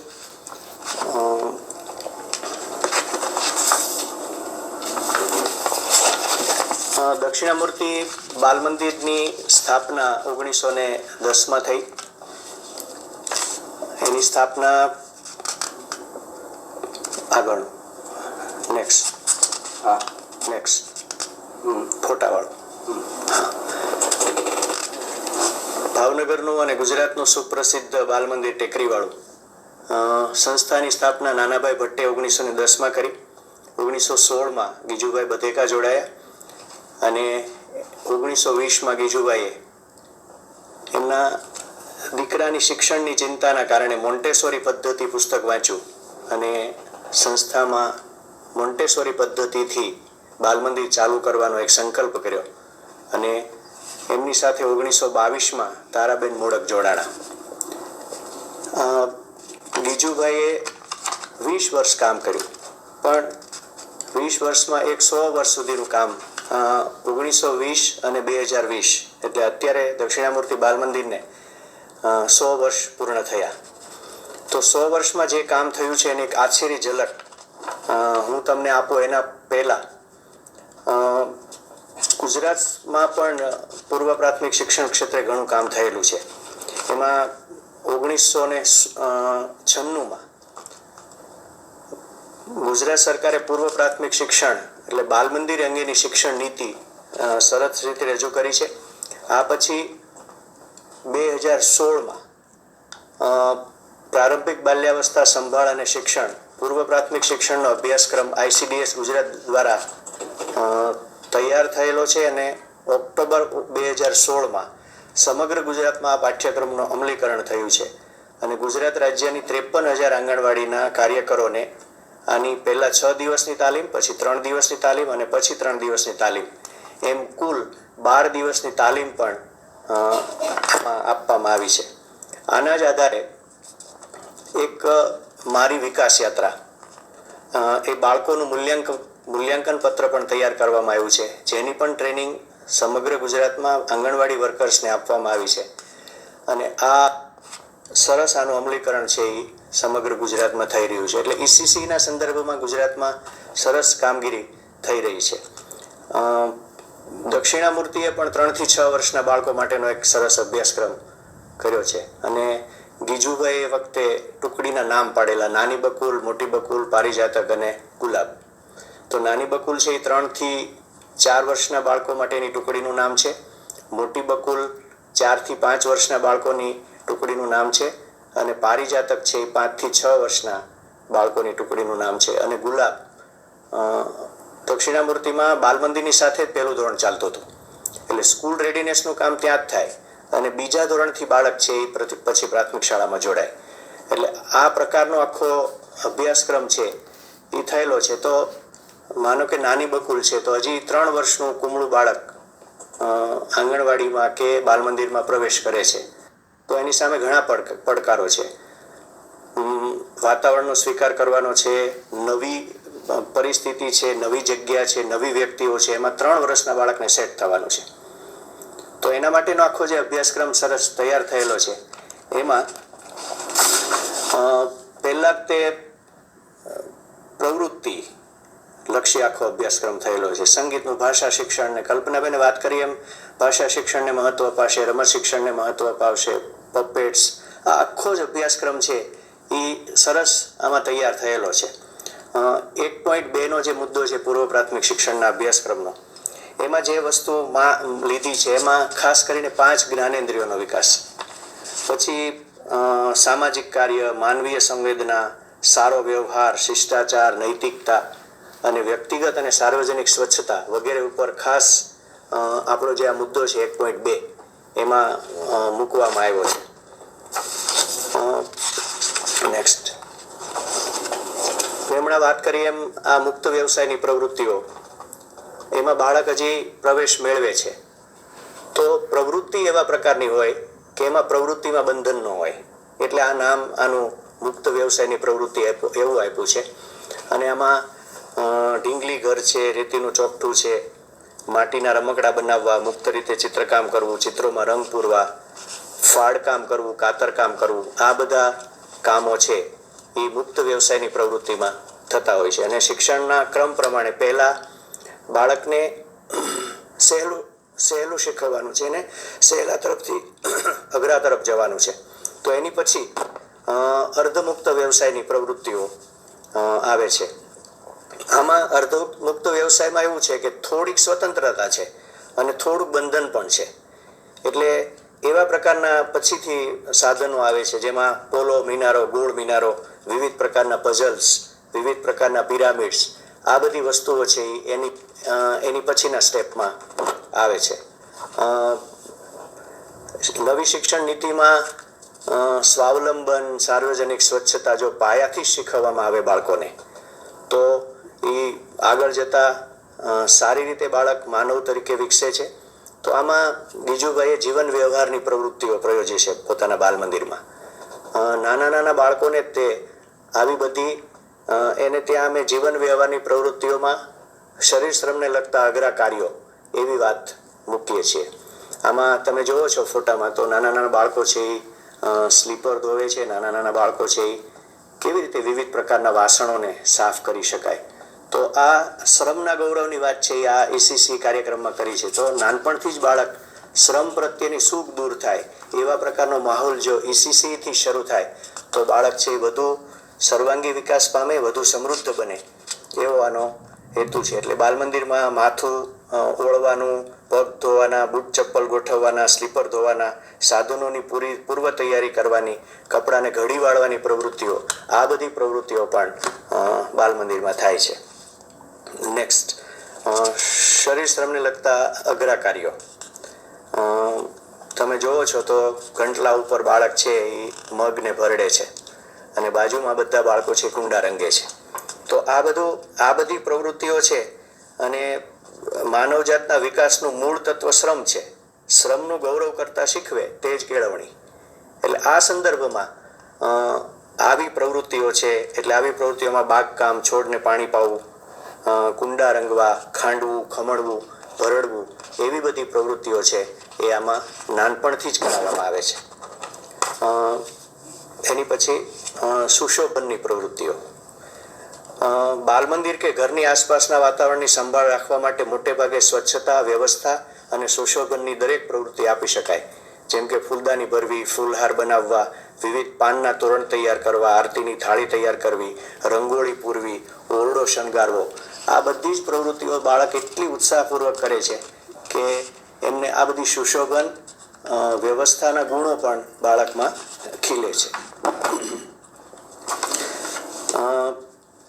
સ્વાવલંબનની વાત તો ગાંધીજીથી શરૂ કરીને અત્યાર સુધીના દરેક લોકો એનું ગૌરવ કહે છે. તો બાલ મંદિરમાં રસોડાને લગતી પ્રવૃત્તિઓ પણ નિયમિત અને ખૂબ થાય છે. આમાં આ તાલીમ શારીરિક વિકાસમાં તથા અન્ય રીતે સ્વાવલંબી બનાવવામાં ઉપયોગી બને છે. જેમ કે રોટલી વણવી, પૂરી વણવી, સલાડ ડીશ તૈયાર કરવી, ફ્રૂટ ડીશ તૈયાર કરવી, શીંગ શાક ફોલવા, ભાજી વીણવી, છાશ બનાવવી વગેરે.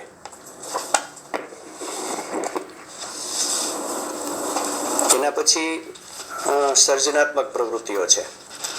ભાષા વિકાસને બહુ મહત્વ આમાં આપ્યું છે.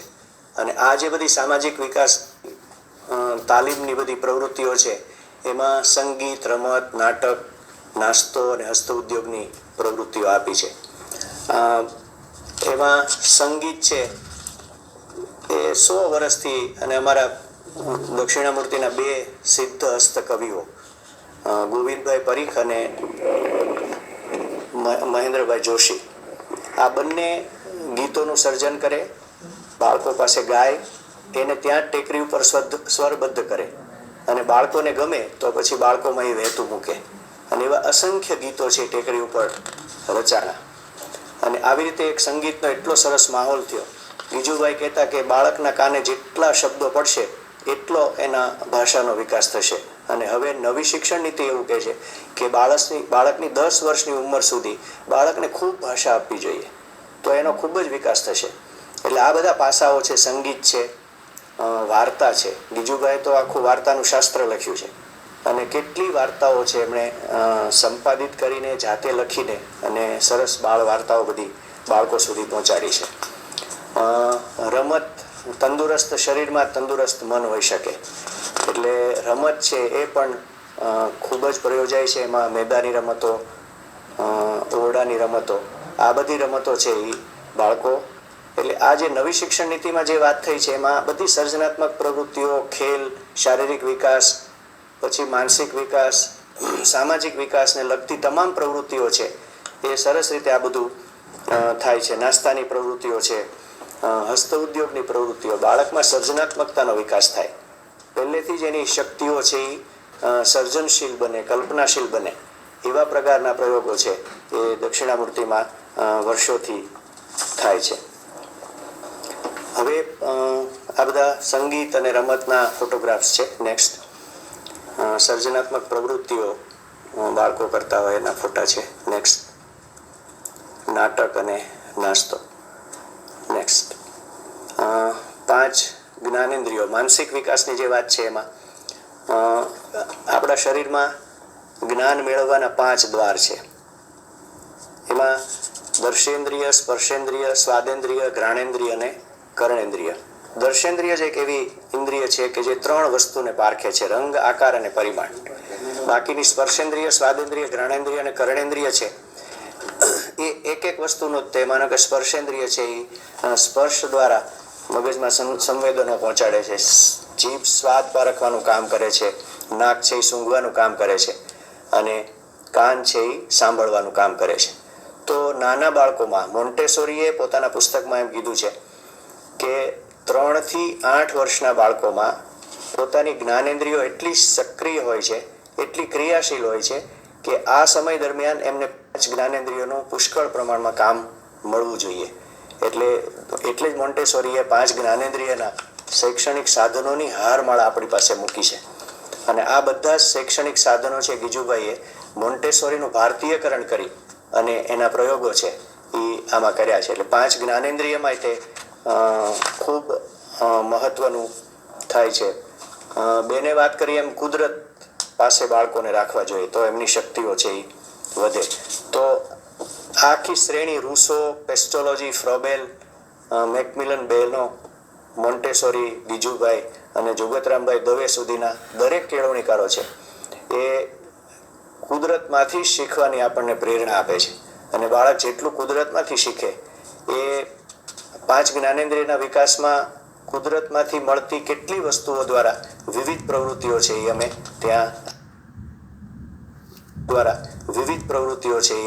ત્યાં આપીએ છીએ. એટલે આ પ્રમાણે હવે 5 જ્ઞાનેન્દ્રિયના વિકાસ પછી બાળકનો ભાષા વિકાસ.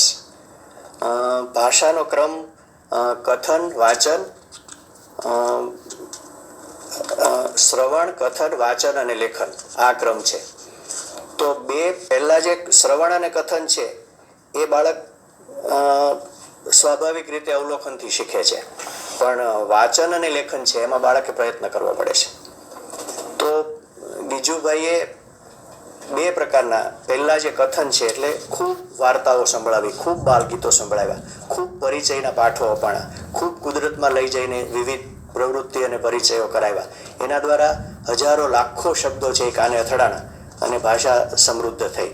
અને પછી એમને નાના નાના બચ્ચાઓને સ્ટેજ મળ્યું અને એનું કથન કૌશલ્ય છે એ ખીલ્યું. અને આવી રીતે ભાષા વિકાસ છે એ થાય છે. એટલે જ તે ગીજુભાઈનું આપણે શૈક્ષણિક સાધનો જોવા બેસીએ તો ભાષાનું પ્રથમ સાધન કયું, તો લોખંડની ભૌમિતિક આકૃતિ એવું આવે.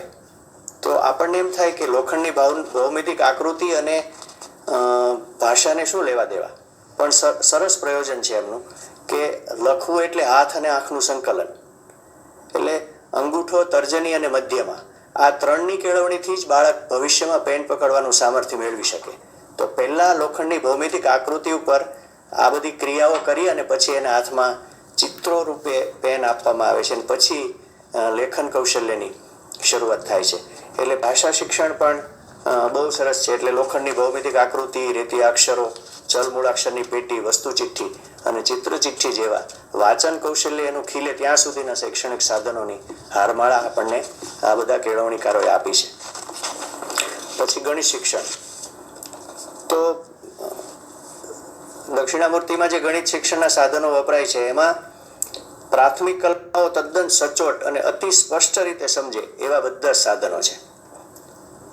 0 થી 9ની સંકલ્પના સ્પષ્ટ થાય, પછી 10 આવે અને પછી 11 થી 20 આવે અને પછી 11 થી 99 આવે. એવા ક્રમમાં બધા જ એટલા વ્યવસ્થિત નિયમિત ક્રમમાં બધા સાધનો એમના ગોઠવાયેલા છે કે બાળકો છે આ બધું જલ્દી ગ્રહણ કરે છે.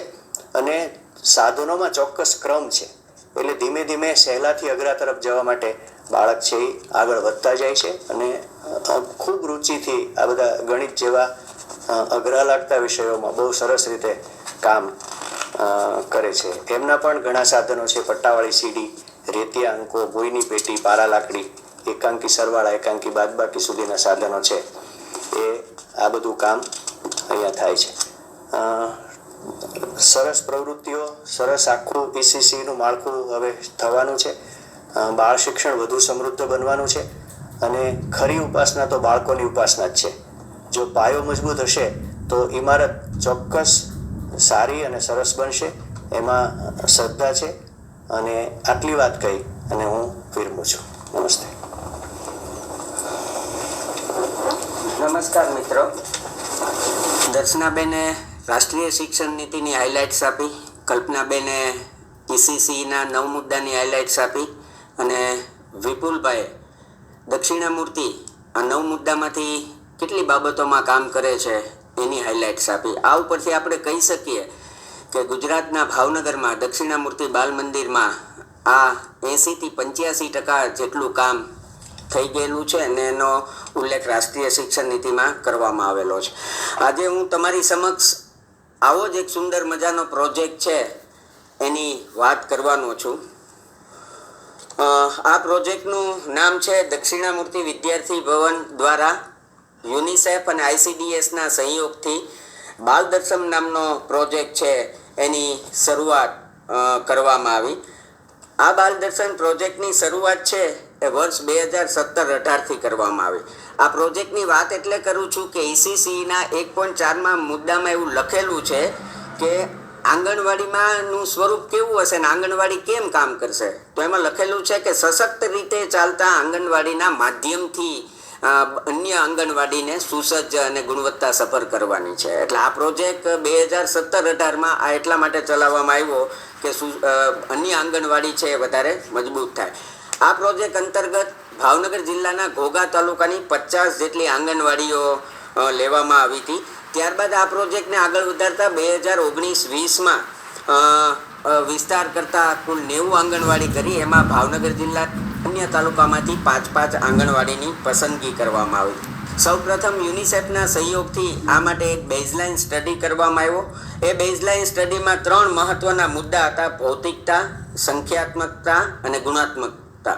એટલે ભૌતિકતામાં આવે છે હવા ઉજાસ, પાણીની સુવિધા, શૌચાલયો.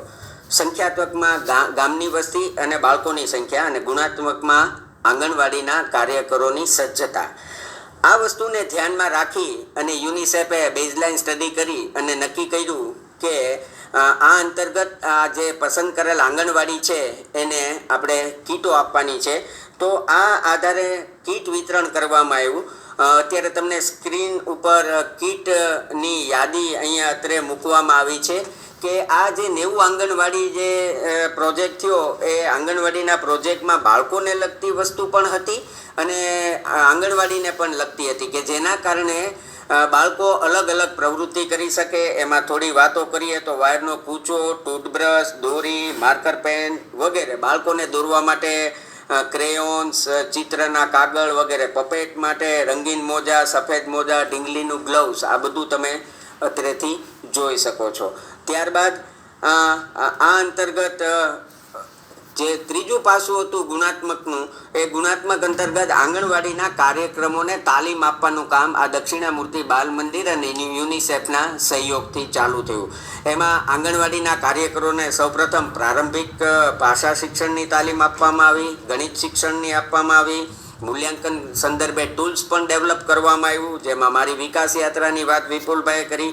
તદુપરાંત એક્સપોઝર વિઝિટ પણ આંગણવાડીના કાર્યકરોને કરાવવામાં આવી, જેમાં દક્ષિણામૂર્તિ બાલ મંદિરમાં વિઝિટ કરાવવામાં આવી અને અમદાવાદની શ્રેષ્ઠ સંસ્થા, આ પણ એક સારું કામ કરતી બાલ મંદિરની સંસ્થા છે, તેની પણ મુલાકાત કરવામાં આવી. ત્યારબાદ મહત્વની વસ્તુ એ હતી કે આ લોકોએ નવી વસ્તુ એ ત્યાં કાર્યક્રમમાં અમલમાં મૂકી. એ અત્યારે હું તમને સ્ક્રીન ઉપર બતાડું છું. એક મોમ એન્ડ મી નામનો કાર્યક્રમ કે જે આંગણવાડીમાં વર્ષમાં 2 વાર કરવામાં આવે છે. એની અંતર્ગત બાળકોના માતા પિતાને આમંત્રણ આપવામાં આવે છે. આ મોમ એન્ડ મી કાર્યક્રમમાં 50 જેટલા આંગણવાડીના 1400 જેટલા એટલે કે માતાઓ, કિશોરીઓ, દાદીઓને આ લોકોએ સજ્જ કર્યા. એ એટલા માટે સજ્જ કર્યા કે જ્યારે આંગણવાડીના વર્કરો રજા ઉપર હોય, ઉપસ્થિત ન હોય તો આંગણવાડી બંધ ન રહે અને ગામ અને સમાજ અને આંગણવાડીનું સુચારુ રીતે સંકલન થાય અને આયોજન થાય. ત્યારબાદ આ કાર્યક્રમના પ્રોજેક્ટના મોનિટરિંગ અન્વયે માર્ગદર્શન માટે 5 ફિલ્ડ વર્કરની નિમણૂક કરવામાં આવી. 25 આંગણવાડી દીઠ 2 ફિલ્ડ વર્કરો મૂકવામાં આવ્યા. દરેક ફિલ્ડ વર્કર છે રોજ 2 આંગણવાડીની મુલાકાત લે અને મુલાકાત દરમિયાન જો આંગણવાડી કાર્યકરોને મુશ્કેલી હોય તો એ મુશ્કેલીનું માર્ગદર્શન પણ આપવામાં આવે. હવે તમારી સમક્ષ આ પ્રોજેક્ટ અંતર્ગત જે કાર્ય થયું છે એના ફોટોસ તમારી સમક્ષ રજૂ કરું છું. વિવિધ તાલીમો જે યોજવામાં આવી એની આ તસવીરો છે. આપ જોઈ શકો છો કે બાળ ગીત અને અભિનય ગીતોની તાલીમ આંગણવાડી કાર્યકરોને આ તાલીમ આપવામાં આવી, એના આ ફોટોગ્રાફ્સ છે. ત્યારબાદ અભિનય ગીત કેવી રીતે કરાવવા, બાળકોની સાથે નાટક કેવી રીતે કરવું, પપેટ કેમ બનાવવા, અને છેલ્લા ફોટોગ્રાફ્સમાં જોઈ શકો છો કે એ પપેટના ઉપયોગ દ્વારા બાળકોને વાર્તા અને અભિનય ગીતમાં કેમ ઉપયોગ કરવો એની પણ તાલીમ આપવામાં આવેલ હતી. સર્જનાત્મક પ્રવૃત્તિ, તો સર્જનાત્મક પ્રવૃત્તિમાં સુશોભન, લાહિબ્રી, કલરકામ અને છાપકામ. વિદ્યાર્થીને કરાવવું હોય તો પહેલાં શિક્ષક છે એને આવડે તો એ કરાવી શકે. એટલે સૌ પ્રથમ આ તમામ તાલીમ છે એ આંગણવાડી વર્કરોને આપવામાં આવી હતી. મોમ એન્ડ મી કાર્યક્રમના ફોટોગ્રાફ્સ છે જે ગામમાં આંગણવાડી આવેલી હોય તે આ ફિલ્ડ વર્કરો અને દક્ષિણામૂર્તિના શિક્ષકો જઈ ત્યાંની કિશોરી અને માતાઓને જે તાલીમ આપી સ્થળ ઉપર જઈ એના ફોટોગ્રાફ્સ છે. ત્યારબાદ જે વાત કરી ECCમાં વાત કરી છે 3+2ની 5ની, એટલે કે જ્યારે ત્રીજું એનું 5મું વર્ષ છે એ આંગણવાડીનું 5મું વર્ષ છે એ પ્રાથમિક શાળામાં હશે. તો પ્રાથમિક શાળામાં હશે તો આ અન્વયે ઘોઘા તાલુકાના જે 29 ગામોમાં જે આ જે આંગણવાડી હતી તો એની સાથે એના ધોરણ 1ના શિક્ષકોનું સુયોજન કરવા માટે એની ફિલ્ડ વિઝિટ રાખવામાં આવી હતી. આંગણવાડીમાં સ્કૂલ રેડીનેસ કાર્યક્રમનું અસરકારક રીતે અમલીકરણ થાય એ માટે આંગણવાડી કાર્યકરો અને ધોરણ 1ના શિક્ષકો સાથે મળે એ ખૂબ જ જરૂરી હતું. ત્યારબાદ ફિલ્ડ વિઝિટના ફોટોગ્રાફ્સ છે કે આંગણવાડીના કાર્યકરો દક્ષિણામૂર્તિની વિઝિટે આવેલા હતા ને તેની સાથે ધોરણ 1ના શિક્ષકો પણ આવેલા હતા. ત્યારબાદ આ પ્રોજેક્ટની શરૂઆત જે 3 સંસ્થા દ્વારા થઈ, યુનિસેફ, દક્ષિણામૂર્તિ બાલ મંદિર અને ICDS, એટલે આ જેને મુલાકાત જ્યારે આવેલા ડૉક્ટર પુષ્પાબેન જોશી, DPO અને ICDSના સંકલન અને મેનેજમેન્ટ સાથે આ સંયુક્ત પ્રોજેક્ટ શરૂ થયો હતો.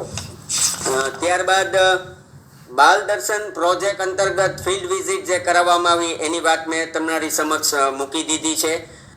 આ ફિલ્ડ વિઝિટ જ્યારે કરાવવા જાય ફિલ્ડ વર્કરો, તો ત્યારે તે શું કામ કરે છે એના ફોટોગ્રાફ્સ તમારી સમક્ષ રજૂ કર્યા છે. બાળક જ્યારે જૂથમાં કામ કરતા હોય, આંગણવાડી કાર્યકરોને મુશ્કેલી પડતી હોય ત્યારે આ ફિલ્ડ વિઝિટ જે છે એ ખૂબ જ મહત્ત્વની થઈ જાય છે. આ પ્રોજેક્ટ જ્યારે ચાલુ હતો ત્યારે આપણા સચિવ શ્રી ડૉક્ટર વિનોદ રાવ સર પણ દક્ષિણામૂર્તિ બાલ મંદિરની પણ મુલાકાત આવેલા હતા અને ઘોઘા તાલુકાની તગડી જે ગામ છે એની આંગણવાડીની રૂબરૂ મુલાકાત લઈ આ સમગ્ર પ્રવૃત્તિ એમણે જોઈ હતી. તો આજે આપણે બાલ દર્શન પ્રોજેક્ટની વાત કરી. હવે જે ભાવનગરનું જે બીજું ગૌરવ છે એટલા માટે કહું કે ગીજુભાઈએ જેમ દક્ષિણામૂર્તિમાં સુંદર મજાનું કામ કરી અને બાળ કેળવણીનું કામ કર્યું, એમ ભાવનગરમાં આવું જ મેડમ મોન્ટેસરી અને ગીજુભાઈના બાળ કેળવણીના સિદ્ધાંતો ઉપર કરતું કામ જે છે એ બાલ મંદિર છે, એ શિશુ વિહાર બાલ મંદિર. એ શિશુ વિહારની સંસ્થાની સ્થાપના 1954માં થઈ. આ બાલ મંદિરનું નામ મોંઘીબેન બધેકા, જે ગીજુભાઈ બધેકાના ભત્રીજી હતા, એનું નામ આપવામાં આવ્યું અને આનું ઉદ્ઘાટન બાળ કેળવણીકાર જુગતરામ દવેએ કરવામાં આવેલું હતું. શિશુ વિહારની જો વિશેષતા આપણે જોઈએ તો 3 વિશેષતા છે એની. એ પહેલાં રમતગમત, આ બાલ મંદિરમાં રમતગમત અને જીવન વ્યવહાર આધારિત પ્રવૃત્તિ કરવામાં આવે છે. ભાષા શિક્ષણ અને ગણિત અને પર્યાવરણ આધારિત શિક્ષણ કામ થાય છે. ઉત્સવોની ઉજવણી અને સાંસ્કૃતિક કાર્યક્રમો થાય છે. ત્યાં પ્રદર્શન ખંડો આવેલા છે, એમાં રમકડા ઘર, બાળ પુસ્તકાલય અને કાચ ઘર આવેલું છે. તદુપરાંત વિદ્યાર્થીઓને પ્રવાસ, પર્યટન અને મુલાકાત પણ કરાવવામાં આવે છે. આ શિશુ વિહાર બાલ મંદિરની 3 વિશેષતા છે. એ વિશેષતા છે એ બાલ ક્રીડાગણ, બાલ દેવવન અને રમકડા ઘર. તદુપરાંત જ્યારે બાળકો બાલ મંદિરમાં ભણવા આવે છે ત્યારે એને સૌ પ્રથમ આ બાલ મંદિરના શિક્ષકો દ્વારા રોજ સવારે ઔષધીય ઉકાળો આપવામાં આવે છે, 2 વાર ભોજન આપવામાં આવે છે, 2 વાર નાસ્તો આપવામાં આવે છે અને દર બુધવારે 1 વાર ભોજન આપવામાં આવે. આ વાત છે એ રાષ્ટ્રીય શિક્ષણ નીતિના ECCના મુદ્દા નંબર 1.6માં નોંધવામાં આવી છે. આ બાલ ક્રીડાંગણની વિશેષતા જો આપણે જોઈએ તો બાલ ક્રીડાંગણની અંદર આપ જોઈ શકો છો અત્યારે સ્ક્રીન ઉપર કેટલા બધા સાધનો આવેલા છે. હિંચકા, લપસણા, ચડતી ઉતરતી સીડીઓ, બેલેન્સ, ચકડોળ, ભૂલભુલામણી, બેલેન્સ ટ્રેક, સ્ટોન ચાર્ટ. એટલે આ જે સ્ટોન ચાર્ટની જે વાત છે એ દિવ્યાંગ બાળકો માટે પણ અહીંયા ખાસ ધ્યાન રાખવામાં આવેલું છે. ત્યારબાદ traffic park, knowledge park, railway track અને આર્ટિફિશિયલ ટ્રેક, ગુફા સાથેનો આટલું બાલ ક્રીડાગણમાં આવેલું છે. આ બાલ ક્રીડાગણના જો ફોટોગ્રાફ્સ આપણે જોઈએ તો જોઈ શકાય છે કે પહેલામાં હિંચકા લપસ્યા છે, ભૂલભુલામણી છે, બેલેન્સ છે, ચડતી ઉતરતી સીડીઓ છે, બેલેન્સ ટ્રેક છે વગેરે છે. ત્યારબાદ આ ક્રીડાંગણ છે એની વિશેષતા એ છે કે સવારે 7 થી સાંજે 7 કોઈ પણ રોકટોક વગર બાળકો અહીંયા રમવા આવે છે. એક સાથે 2500 બાળકો મુક્તપણે રમવાનો આનંદ માણી શકે તેટલા સાધનો છે. આ ક્રીડાંગણ છે આખું વર્ષ ખુલ્લું રહે છે, કાયમ માટે ખુલ્લું રહે છે. જો જોવામાં આવે તો આખા વર્ષ દરમિયાન આ ક્રીડાંગણમાં આજુબાજુના પ્રાથમિક શાળાના, બાલ મંદિરના, આંગણવાડીના, પછાત વિસ્તારના શ્રમિક બાળકો, ખાસ કરીને આખા વર્ષ દરમિયાન 1.25 લાખ જેટલા બાળકો અને 15,000 જેટલા વાલીઓ અને શિક્ષકો આ ક્રીડાંગણમાં મુક્તપણે રમવાનો આનંદ માણે છે. અહીંયા લીલા કલરથી એટલા માટે હાઇલાઇટ્સ કર્યું છે કે બાલ જે ECCમાં જે ઉલ્લેખ કરવામાં આવ્યો છે એ સંદર્ભે ક્રીડાંગણમાં બાળકો આનંદ સાથે તેમની તર્કબુદ્ધિ, શરીર સમતુલા, સ્નાયુઓનું લચીલાપણું, સાહસિકતા, નિર્ભયતા જેવા ગુણો વિકસાવે છે. ત્યારબાદ જે છે આવે છે એ રમકડાઘર. તો આ રમકડાઘર 1984થી કાર્યરત છે. તેનો સમય હોય છે સાંજે 5 થી 7. ખાસ કરીને આ રમકડાઘર ગરીબ અને શ્રમિક બાળકો માટે વિકસાવવામાં આવ્યું છે. 80થી વધારે ઉપલબ્ધ સાધનો છે. આ સાધનોમાં ચલન ગાડી, સાયકલ, પેડલ રિક્ષા, પેડલ મોટર, પ્રાણીઓ, પક્ષીઓના વિવિધ મોડેલો. આ રમકડાઘર વિદ્યાર્થીના વિવિધ કૌશલ્યો વિકાસ કરવા માટે છે. આ ઉપરાંત શિશુ વિહાર, બાલ મંદિર ઉપરાંત પણ ભાવનગર શહેરની જેમ દક્ષિણામૂર્તિએ બાલ દર્શન પ્રોજેક્ટ અંતર્ગત 90 જેટલી આંગણવાડી દત્તક લઈ અને કામ કરેલું, એમ શિશુ વિહાર ભાવનગર શહેરની 314 જેટલી આંગણવાડીઓ દત્તક લીધેલ છે અને એને જુદી જુદી તાલીમો અને કીટો આપે છે. આ આંગણવાડીના કાર્યકરો માટે તેઓ પ્રશિક્ષણ વર્ગો પણ જણાવે છે, જે ECCના 1.7ના મુદ્દામાં આપેલ છે. બાળ ઉછેર અને બાળ ઘડતરની પણ તાલીમ આપવામાં આવે છે. વર્ષમાં 2 વાર વાલી પ્રશિક્ષણ અને શિક્ષક પ્રશિક્ષણ આપવામાં આવે છે. વર્ષમાં 2 વાર બાળકના આરોગ્યની તપાસ પણ યોજવામાં આવે છે. 1977થી અનુભવ તાલીમ વર્ગ અન્વયે દર વર્ષે 12 જેટલા તાલીમાર્થીઓને 6 માસ માટે બાલ મંદિરનું પ્રાયોગિક શિક્ષણ આપવામાં આવે છે.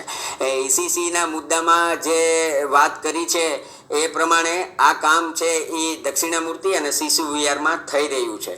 314 જેટલી આંગણવાડીને સહાય રૂપે કીટ આપવામાં આવે. એટલે કે ECCના મુદ્દામાં 1.6માં લખેલું છે કે સાધનોથી સુસજ્જ કરવા, આંગણવાડીને શૈક્ષણિક સાધનોથી સુસજ્જ કરવા. આ સાધનોની કીટમાં જે શિશુ વિહાર દ્વારા સાધનો જે આપવામાં આવે છે, જેમાં સંગીતના સાધનો, જેમાં હાર્મોનિયમ, ઢોલક, તબલા, મંજીરા અને ખંજરી, વિવિધ પ્રકારના ચાર્ટ, પ્રાણી, પક્ષી, ફળ, ફૂલ અને શાકભાજીના, જુદા જુદા પ્રકારના પપેટ્સ, ફિંગર અને ગ્લોવ્સ પપેટ, બાળ ગીતોની CD અને ફર્સ્ટ એડ બોક્સ આ શિશુ વિહાર સંસ્થા દ્વારા આપવામાં આવે છે.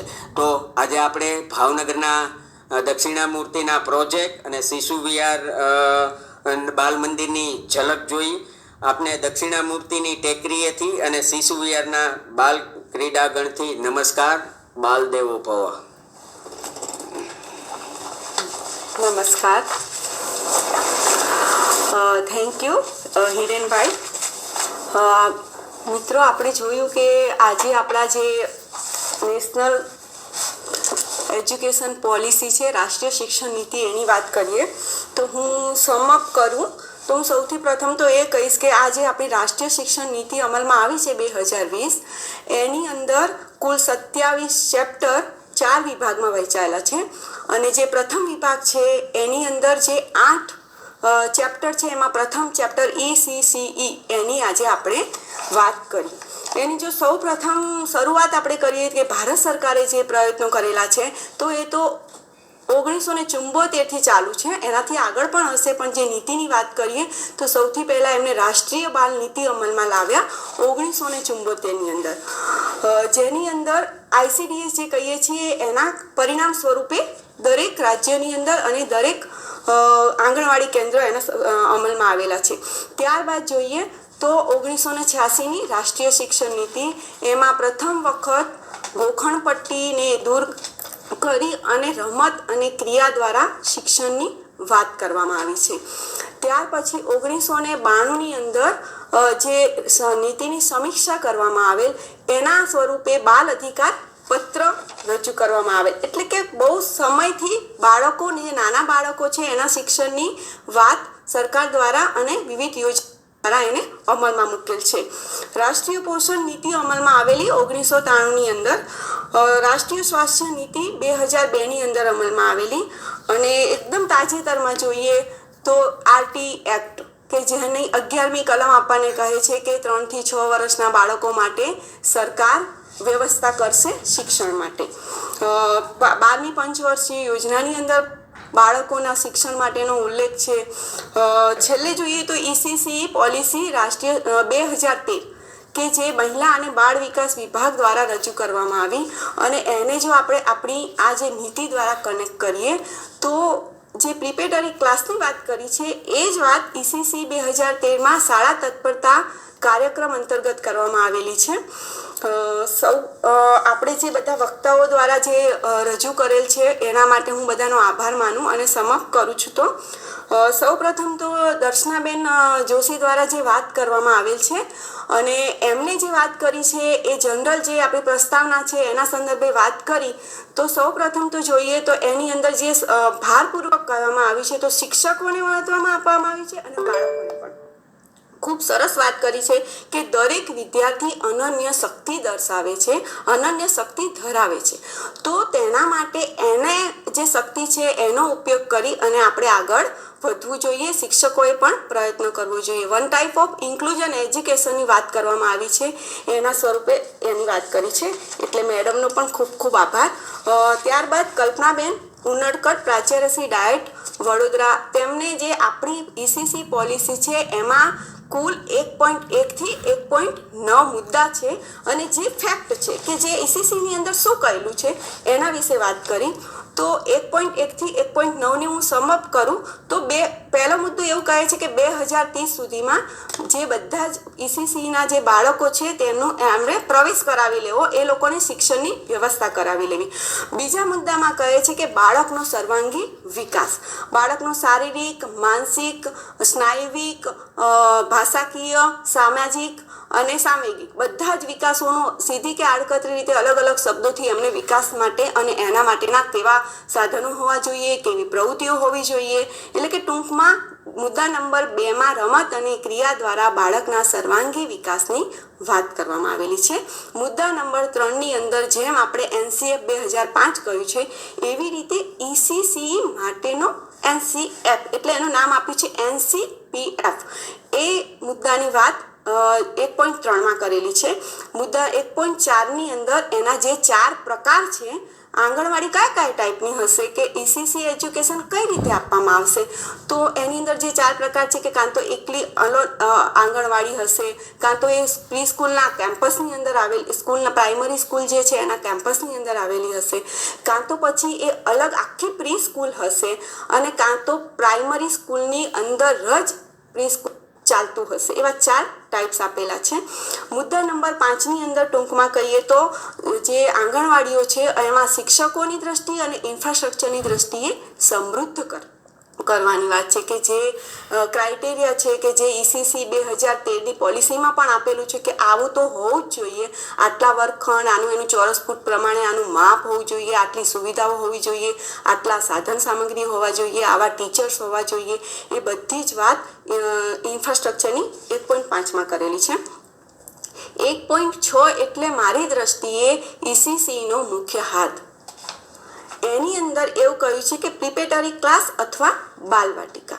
એટલે કે આ મુખ્ય વસ્તુ આ છે કે હવે પછી એવું થશે કે જે 2013ની નીતિમાં કનેક્ટ કરીને અહીંયા આગળ મને એવું લાગે છે કે બે સેમ છે. એમાં કહ્યું છે શાળા તત્પરતા કાર્યક્રમ અને એને અહીંયા આગળ નામ આપ્યું છે પ્રિપેટરી ક્લાસ. એટલે કે બાળક પહેલા ધોરણમાં જાય એની પહેલા 1 વર્ષ આના માટેની તૈયારી કરે. 1.7ની અંદર આંગણવાડી કાર્યકર અથવા તો પછી જે ECC ટીચર્સ છે એની ક્વોલિફિકેશનની વાત કરી છે કે એ સજ્જ હોવો જોઈએ ભણાવવા માટે. અત્યાર સુધી એવું થતું હતું કે કદાચ ને કદાચ ક્યાંક ને ક્યાંક 0 થી 6 વર્ષના બાળકો માટેની સંભાળના કારણે ક્યાંક કદાચ એ ખૂટતું હશે. તો અહીંયા આગળ એની જે સજ્જતા છે, વ્યાવસાયિક સજ્જતા, એની વાત કરી છે. તેમાં 2 લાયકાત આપણે આગળ મેડમે કહી દીધું છે કે એની અંદર 2 ટાઈપનું છે કે ઓછી લાયકાત ધરાવતા હોય એને 1 વર્ષનો કોર્સ અને 10+2 હોય તો એને 6 મહિનાનો કોર્સ, એવી રીતે એમને સજ્જ બનાવવા માટેના વાત કરે છે. મુદ્દા નંબર 1.8ની અંદર એમને ECCની સાથે સાથે આજે સંસ્થાઓની સાથે આશ્રમ શાળાઓ અને અલ્ટરનેટિવ સ્કૂલ એ લોકોને પણ આની અંદર ઇન્ક્લુડ કરી દીધા છે કે એની અંદર પણ ECCનું કામ થશે.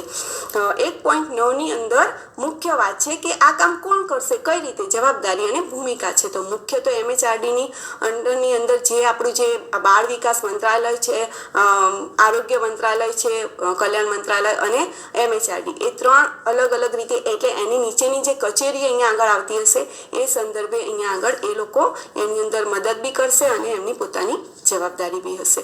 આવી રીતે 1.1 થી 1.9 મુદ્દાની અંદર વાત કરેલી છે. વિપુલભાઈ વ્યાસ જે દક્ષિણામૂર્તિ બાલ અધ્યાપન મંદિરના આચાર્યશ્રી છે, તેમની જો વાત કરીએ તો એમને એકચ્યુઅલમાં ECCE એટલે કે NEP તો હવે આવ્યું, NEP 1986 અને NEP 2020, પરંતુ એ આવ્યા પહેલાં પણ એમને વાત કરી પ્રમાણે 1910થી એની સ્થાપના થઈ છે. એ બાલ મંદિરની અંદર ઓલરેડી જે NEPની અંદર જે મુદ્દાઓનો સમાવેશ કરેલો છે એમાંથી ઘણી બધી વાત એમાં આવી છે.